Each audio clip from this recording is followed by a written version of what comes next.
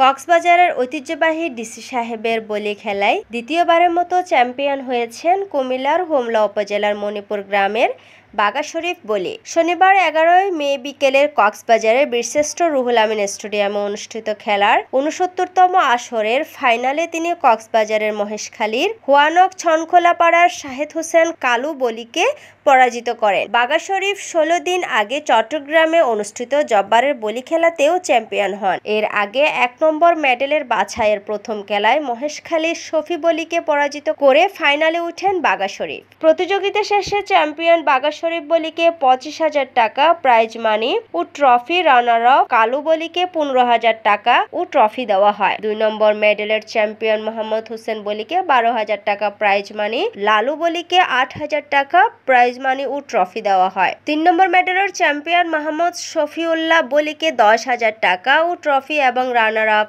আমিন বলিকে 7,000 টাকা prize money ও trophy দেওয়া হয়েছে। প্রসঙ্গত 2023 সালের ডিসি সাহেবের বলি খেলায় 68তম আসরে যৌথভাবে চ্যাম্পিয়ন হন কুমিল্লার বাঘা শরীফ ও কক্সবাজারের উখিয়া নূর মোহাম্মদ। প্রতিযোগিতায় কেউ কাউকে পরাজিত করতে না পারায় তাদের যৌথভাবে চ্যাম্পিয়ন ঘোষণা করেছিল আয়োজক কমিটি। Raihan Akter, Lovely, N+ TV, Chittagong.